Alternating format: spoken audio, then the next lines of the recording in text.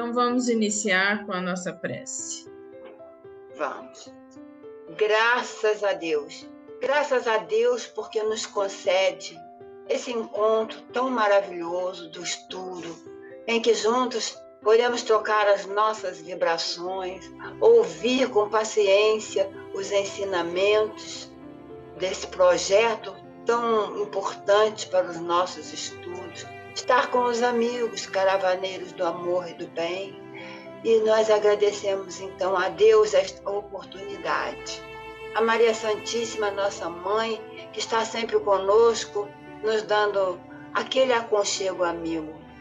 Jesus, que é o nosso mestre, nosso guia, nosso modelo, e todos os guias e mentores espirituais, nossos anjos guardiões, amigos e protetores que estão conosco e nos dão aquela intuição a fim de que possamos crescer um pouquinho mais no aprendizado em direção à luz, como Jesus nos pediu, faça brilhar a vossa luz.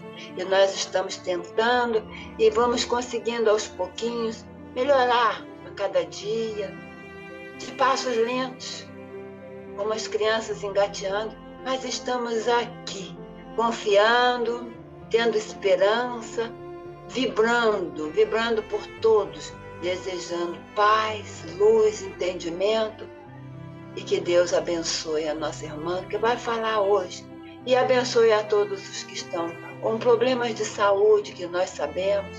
Dê força à nossa irmã Regina, ao senhor Marcelo, ao senhor Aí, a todos nós que estamos precisando de muita força, porque sabe a idade compromete um pouco o nosso caminhar. Mas que Deus nos abençoe a todos e a todos que estão na mesma faixa de vibração, que estão ligados a cada um de nós. Paz e bem e muita luz de esclarecimento na noite de hoje. Que assim seja.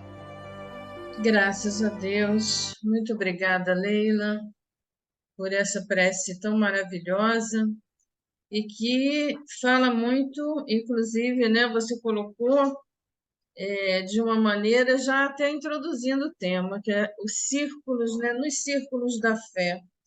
Vou partilhar com vocês aqui. Então vamos lá. Então, nossa página de hoje, nos Círculos da Fé, é a página 39, para uns, para outros é outra página, né? Mas o importante é o tema, né? O tema nos Círculos da Fé, que se refere à reunião pública da Comunhão Espírita Cristã que eles faziam lá em Uberaba, no dia 5 de maio de 1961. Deixa eu ver se eu me... e se reporta, né, ao primeiro capítulo do Céu e Inferno, no parágrafo 12, que a gente vai ver mais tarde. Então, nos Círculos da Fé, didaticamente, eu separei o texto em 3 momentos. Num primeiro momento, Emmanuel nos coloca sobre a diversidade de crenças. Num segundo momento, ele fala sobre o respeito que a gente tem que ter às várias manifestações de fé. E, num terceiro momento, ele coloca a coerência que a gente tem com a nossa fé, com aquilo que a gente, né, encontrou, com aquilo que a gente já progrediu, vamos dizer assim. Então, ele começa o texto dizendo: acende a flama da reverência onde observes lisura da ideia religiosa. Lembremo-nos, com o devido apreço, aos irmãos que esposam princípios diferentes dos nossos, de que existem tantos modos de expressar confiança no Criador, quantos são os estágios evolutivos das criaturas. Então, aquilo que eu dizia, Emmanuel já nos coloca aqui que a fé é uma questão evolutiva. Passar. Vamos dar uma passeada um pouquinho na questão antropológica, na antropologia das religiões. A fé, ela, como diz Emmanuel, ela está relacionada à evolução do ser humano. Então, se a gente vê os primórdios, né? Os primeiros espíritos, né? Os espíritos mais primitivos, eles sempre percebiam que havia algo maior que eles, alguém que criou, né, toda essa natureza. Então, eles viam muito nas manifestações da natureza, muitas vezes deuses, né? Então, as manifestações, a chuva, a seca. Então, parecia às vezes que a seca poderia ser a ira do Deus com eles, e aí precisa fazer chover. Então, como é que a gente vai agradar esse ser maior? Que nem eles entendiam bem, mas eles percebiam que tinha um ser superior, né? Então, as primeiras manifestações de fé, elas estavam muito relacionadas com a natureza, com as manifestações, o trovão, o relâmpago, parecia a ira, né, de Deus. E aí começam os rituais, né? Os rituais, eles vêm de ritmo, é entrar no ritmo do Criador, entrar no ritmo de Deus, né? Aquilo que eu dizia antes. Então, se tem a seca, como é que a gente pode agradar? Como é que a gente vai entrar no ritmo para que, né, o nosso Deus possa fazer chover? Então, os rituais vêm daí. Então, as danças, a maneira de se expressar. E aí vão começando a surgir o que? Os mediadores. A gente vê que com essa evolução, né, do próprio ser, né, os espíritos que vão crescendo, vão evoluindo, e aqui já necessitando de mediadores, porque alguns espíritos até já se manifestam realmente de uma maneira mais evoluída e vão se tornando. E aí a gente já vai ver aí os sacerdotes aparecendo, os grandes líderes, por uma necessidade, muitas vezes, de mediação realmente entre aqueles espíritos menos evoluídos e o ser, né, o Deus, o Criador, a maneira como cada um conseguia perceber dentro do seu processo evolutivo. Aí vem os templos, né, se cria aí os vários templos, inclusive dentro, né, do judaísmo, o próprio templo de Salomão, né, aquela templo enorme, e as religiões em si vão criando seus templos, né, que não deixa de ser aonde se reúnem as pessoas, né, e onde também, na época da Arca da Aliança, você ter um local sagrado onde se colocava a Arca da Aliança. Então, o templo já vem como aquele local sagrado onde, né, só Deus está ali e onde só pessoas mais os sacerdotes, os grandes sacerdotes poderiam entrar. Então, vem também dentro desse caráter evolutivo, né, das religiões, a questão dos templos. Os mitos, porque dentro da mitologia grega, então, você vai ter vários mitos, vários deuses, e não só deuses com características de bem, mas também características de ira, mais irados, né? E a gente vai ver isso também dentro desses mitos, figuras que se vai se construindo para entender Deus. E até que na era cristã Jesus vem já com toda uma outra metodologia para ajudar as pessoas a perceber que, na verdade, Deus está dentro de nós e Deus não é uma figura, não é um personagem, e ele começa aí já a abrir um pouco os nossos olhos. Então, entrando agora, propriamente dito, né, dentro dessa introdução da antropologia, que nos traz essas figuras, vamos agora para o texto propriamente dito da justiça divina, e Emmanuel começa falando sobre essa diversidade de manifestações de fé. Ele diz: aos que pretendem louvar a infinita bondade, manejando boréis. Boréis eram instrumentos de sopro, né, que os os povos, né, principalmente os indígenas, faziam, até eles mesmos, né, criavam. Há os que supõem plenamente desobrigados de todos os compromissos com a própria crença, tão somente por se entregarem a bailados exóticos, aquilo que eu falei dos rituais. Então, as danças, o povo indígena, principalmente, tem muitas dessas danças.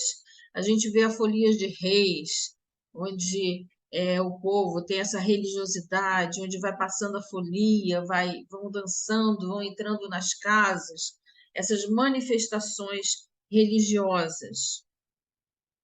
Há os que se cobrem de amuletos, admitindo que o eterno poder vibre absolutamente concentrado nas figurações geométricas.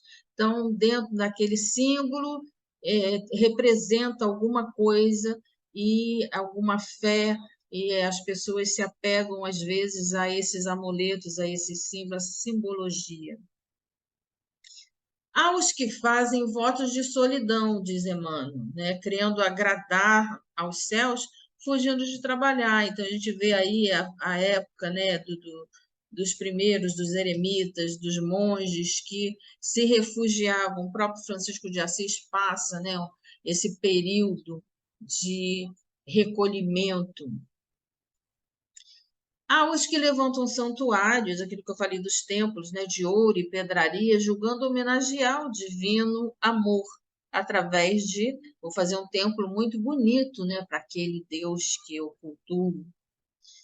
E há ainda os que se presumem detentores de prerrogativas e honras especiais, pondo e dispondo nos assuntos da alma, que a gente já vai entrar nas grandes lideranças, nos sacerdotes, os pastores, até pode ser os médiuns, né, mais coordenadores, como se Deus não passasse de arruinado ancião ao sabor de capricho de filhos egoístas e intransigentes. Aqui já a gente, né, já entra até num período um pouco perigoso, né, quando a gente se acha, né, muito evoluído e muito sabedor, muito mediador, muito à frente dos outros. Kardec ele vai endossar isso, né? Por isso que se faz sempre essa referência ao céu e inferno, lá no capítulo 1, no item 12, ele endossa tudo isso que Emmanuel diz, né, na Justiça Divina, dizendo o seguinte: Kardec fala assim: todas as religiões houveram de ser, na sua origem, em sua origem, relativas ao grau de adiantamento moral e intelectual dos homens. Então, olha o que Kardec já coloca, né? Que tudo que nasceu, as religiões nasceram na sua origem, relativos aqui, aquilo que cada um tinha naquele momento de conhecimento, aquilo que cada um conseguia perceber e dentro, principalmente, da sua moral intelectual.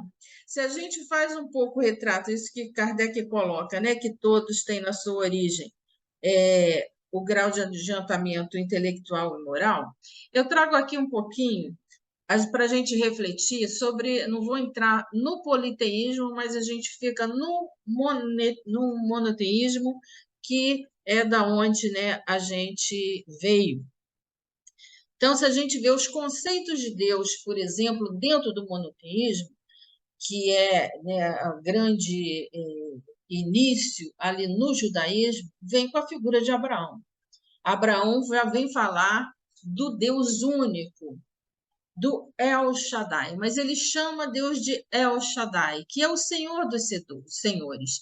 Ele tem muito um Deus epifânico, um Deus que se manifesta. Aí a gente já vê um conceito de Deus personificado, um conceito de Deus de alguém que seria como um ser humano, com sentimentos, com manifestações, como se Deus fosse, né, uma figura humana. Moisés vem chamar Deus de Yahvé Sabaoth, que é o Senhor dos exércitos, o legislador, aquele que põe ordem no seu povo.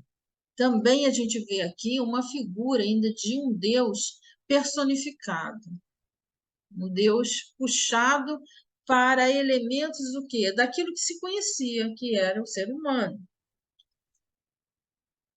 Jesus vem, é muito interessante isso, que Jesus ele não quebra logo esse conceito, ele vem, mas ele já vem modificar a maneira de se ver Deus. Ele chama Deus de Abá, papai, paizinho. Ele já coloca um conceito de Deus, não mais Senhor, não mais aquele Senhor dos senhores, dos exércitos, aquele que comanda, mas ele traz um Deus mais próximo de nós. E por que que ele já não quebra isso? Porque ele não pode ir contra a cultura. Isso é tão bonito, né? E isso que Emmanuel vem dizer, como a gente tem que respeitar, e Jesus respeitou. Ele não tinha como ele já revelar um Deus diferente, né? Um Deus que o Espiritismo mais tarde vai nos revelar. Mas ele já vem mudar o conceito, chamar Deus de Abá, papai, carinhoso, mais próximo de nós. E vai falar, né? Quem de vós que um filho pede um pão, você vai dar uma pedra? Ele vai fazer essa proximidade de Deus, um Deus misericordioso, um Deus que está junto com os seus filhos. E ele já dá um insight, isso é muito interessante, no encontro com a samaritana, lá no poço, ele já diz, porque já tem aquela disputa de quem vai adorar Deus no monte tal, ou no templo de Jerusalém, ou aqui e acolá, e Jesus já diz assim: haverá o dia em que vocês não vão adorar Deus nem lá nem cá, nem no monte Sinai, nem em monte nenhum e nem no templo, porque Deus é espírito. Ele já começa aqui a trazer um outro conceito. Diz que Deus é espírito. Vê como Jesus vai trazendo aos poucos um conceito de Deus diferente e respeitando a cultura, que as pessoas ainda personificavam Deus. O Espiritismo aí vem trazer a grande revelação, né? Na primeira pergunta do Livro dos Espíritos, que não diz nem o que é, nem quem é, mas que é Deus, portanto, a gente não tem como personificar, e os Espíritos diz que é a inteligência suprema, que é a causa primeira, e coloca que a gente não tem nem condição ainda de entender que é Deus. Mas já traz um conceito totalmente diferente de que Deus não é uma pessoa, de que Deus não tem esses sentimentos e essas emoções que a gente acaba dando a ele ao longo da nossa evolução. Lá no Céu e Inferno, Kardec continua dizendo que os homens muito materializados, para compreenderem o mérito das coisas puramente espirituais, eles fizeram consistir a maior parte dos deveres religiosos no cumprimento de fórmulas. Então, ele vai criando fórmulas para poder... Por quê? Porque está muito preso ainda ao materialismo, questão evolutiva que Emmanuel nos coloca. Então, por muito tempo, diz Kardec, essas fórmulas criadas, os amuletos, os templos, as danças, por muito tempo isso satisfez a razão do homem.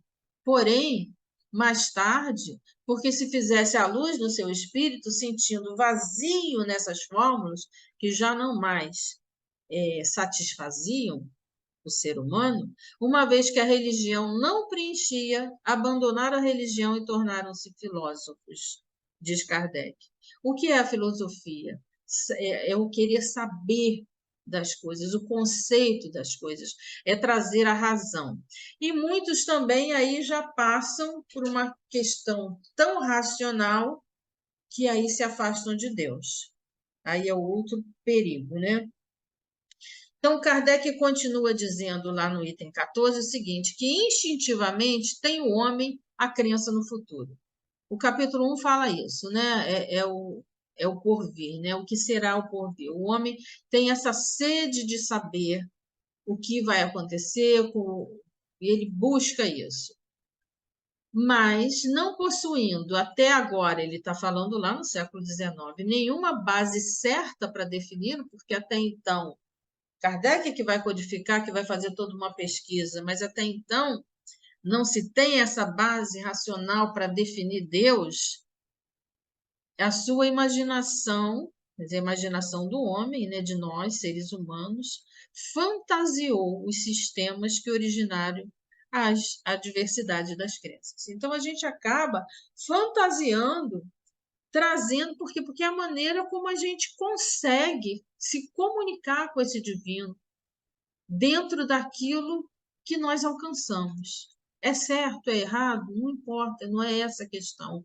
A gente não está aqui para julgar e a gente tem que entender que cada um de nós está dentro de um patamar evolutivo e é preciso respeitar uns aos outros. É isso que Emmanuel vem nos falar agora nessa segunda parte da justiça divina. Ele diz: ainda assim, toda vez que se mostra, né, que as religiões, as pessoas que têm todas aquelas maneiras de lidar com o divino, como ele diz, seja os boréis, seja as danças, ainda que eles se mostrem sinceros, que a gente não pode julgar a sinceridade e o coração de cada um que está fazendo suas promessas, que está rezando seu terço, que está subindo para lá, para cá, em igreja, em templos, a gente não está aqui para julgar, a gente não sabe o que tem no coração de cada um. E se eles se mostram sinceros, diz Emmanuel, não lhes negue consideração e respeito. Olha que coisa linda. Eu reflito muito sobre isso, porque eu acho que nós espíritas, que temos essa grande revelação do nosso codificador, que trabalhou tanto, que fez tanta pesquisa, que tem uma pesquisa científica, que a gente tem tanta certeza das coisas, né, ditas ali, a gente às vezes peca em desrespeitar ou nos acharmos também melhor que os outros, e a gente tem que tomar muito cuidado. E eu peguei, né, essa frase ali: quando você condena a religião do outro, você deixa de praticar a sua. Isso é muito profundo, a gente precisa pensar muito bem nisso, precisa ter muito bem isso dentro de nós, o respeito ao caminho de cada um, que a gente não sabe o que tem no coração de cada um, né? Então, diz Emmanuel, quase sempre são corações infantis, usando símbolos como exercícios da escola ou sofrendo sugestões de terror para se acomodarem à indisciplina.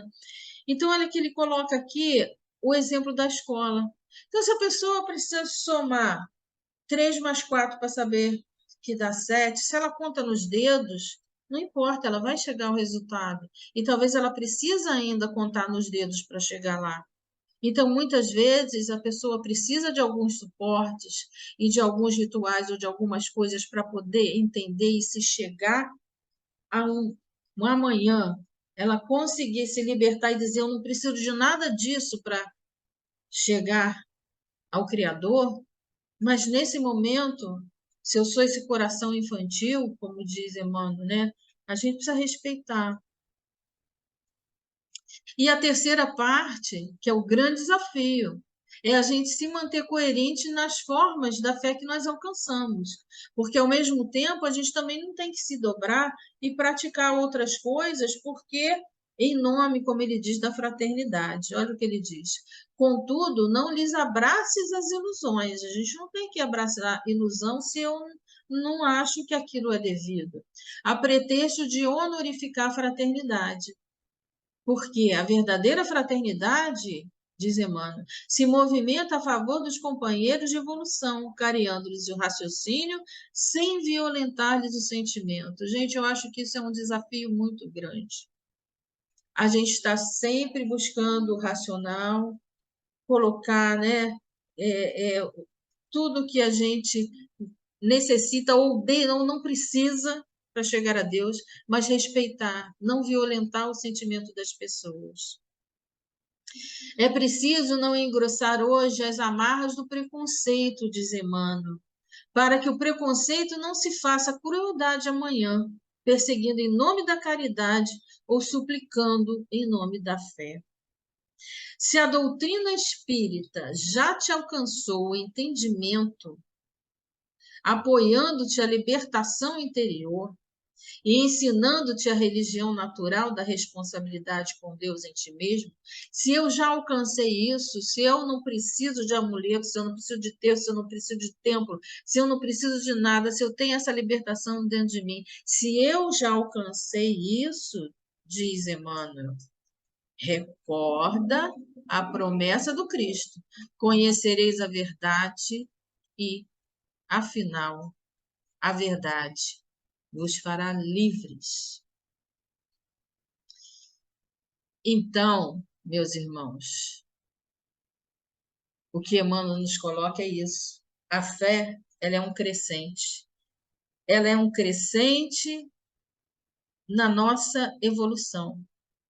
Conforme eu evoluo intelectualmente, moralmente, a minha fé também vai crescendo, vai modificando, e eu vou tendo esse novo nascimento. Isso é muito importante, né, da gente entender para respeitar a todos os nossos irmãos de outras fés, os nossos irmãos dentro da nossa própria fé, e ao mesmo tempo a gente seguir firme naquilo que a gente acredita. Nos círculos da fé, eu achei interessante esses 3 círculos que eu encontrei, colocando o seguinte, olha que interessante. Nos círculos da fé, eu preciso ter conhecimento, habilidade e atitude. Eu preciso saber o que fazer, eu preciso saber como fazer e eu preciso querer fazer. Porque senão eu emparo. Então, esses círculos da fé eu achei interessante aqui, né, que para complementar o nosso pensamento, como essas 3 atitudes, né, de eu querer aprender, de eu ser racional, de eu buscar, de eu entender, de eu estudar, ter a habilidade para lidar com os nossos primeiros dentro de casa, que muitas vezes não têm a mesma fé que eu tenho, que não acreditam no que eu acredito, e a atitude, eu preciso querer, porque sem querer não vou chegar a lugar nenhum. Então, terminando, mais uma vez, termino aqui com o próprio Emmanuel, mas só que agora, lá no Consolador, na questão 354, ele fala uma coisa muito interessante sobre a fé. Ele diz que ter fé é guardar no coração a luminosa certeza em Deus, certeza que ultrapassou o âmbito da crença religiosa, fazendo o coração repousar numa energia constante de realização divina da personalidade. É muito profundo isso, quer dizer, eu alcançar e guardar no coração a certeza de Deus. E terminamos com Bezerra de Menezes, lá em Coragem da Fé, ele fala sobre perseverar. E ele diz, conselho de Bezerra para nós, filhos, perseverai no testemunho da fé espírita que abraçaste ante a revivência do Evangelho do Senhor. Não recueis ante as provas que vos são necessárias ao burilamento. Sustentai a coragem na luta, conscientes de que toda conquista nos domínios do espírito reclama esforço e sacrifício continuados. A doutrina espírita liberta o pensamento. No entanto, aquele que procura superar o comodismo intelectual de séculos sempre encontrará oposição. Filhos, não perturbeis o que é eterno pelo que é transitório. Não permuteis, desculpe, o que é eterno pelo que é transitório. Embora sob duros reveses, insistir na prática do bem aos semelhantes e tomai a iniciativa do perdão, na certeza de que o tempo urge e que ao termo da vossa caminhada sobre a terra não tereis outro céu que não seja o da consciência tranquila. Sim, a consciência tranquila é tudo, né, gente? Então, vamos fazer a nossa prece final, elevar ao Pai o nosso pensamento, o nosso coração, pedir, Senhor, Ajuda-nos, aumenta a nossa fé, ajuda-nos cada vez mais a entender, a estudar, a procurar compreender, mas ao mesmo tempo exercer a caridade, procurar viver essa fraternidade, ver em cada irmão, naquilo que cada um expressa, a sua fé, no respeito, caminhando juntos para que um dia possamos não ter mais religião, como Kardec mesmo já previu, onde seremos um só povo, onde seremos todos irmãos, trabalhando juntos, uns ajudando os outros, sem a necessidade de nenhum aparato, porque Deus está dentro de nós. Ajuda-nos, Senhor,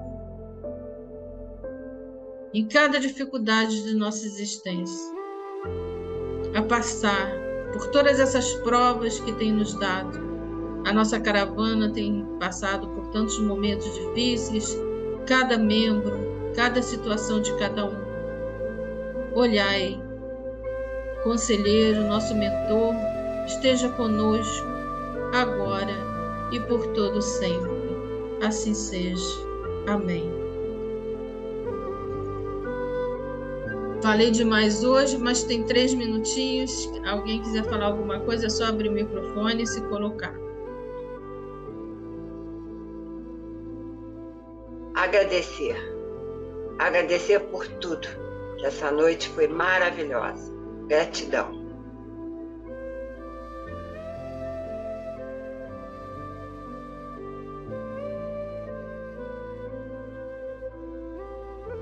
Quando a gente fala de religião, que a gente vê que existe tanta ignorância ainda sobre o fato das pessoas poderem professar suas religiões do jeito que elas entendem, e a gente que tem uma visão diferenciada, um pouco mais avançada, não que a religião individual de cada um não favoreça, porque a espiritualidade sempre nos alertou. O que vale é a intenção. Se você quer botar um bom lugar, se você quer botar um trabalho em prol de acender a vela para o seu anjo da guarda, o anjo da guarda não precisa de vela. A gente sabe disso, mas ele sabe. Na minha época, quando eu estava na Umbanda, todo mundo fazia trabalho. E eu nunca fazia nada. Nunca era designado para mim fazer nada. Até um dia que eu perguntei por que eu não era designado para mim fazer nada. Aí, na época, era o Tupinambá, chegou para mim e falou assim: porque você não precisa. Aí eu olhei para ele: como assim? Ele falou assim: porque você ora. Se eu não fizer com que eles façam isso, eles não oram. Então, como você ora, você não precisa. E isso ficou marcado em mim, que eu fui refletindo sobre isso dentro de uma lei na qual existia o sincretismo religioso dessa religião, e eu não era culpado, eu não tinha essa necessidade vista pelo uma entidade que era de lá, mas que a gente sabe que trabalha em qualquer lugar, com nomes diferenciados. Então, Deus está em toda parte. É como a gente encara e como a gente vê a nossa intenção. Por isso que ele fala: Deus está no céu, no seu coração. Deus está em nosso coração. Então, a nossa igreja pode ser a floresta, pode ser o céu aberto, pode ser até dentro de uma caverna, se você se sentir segura nela.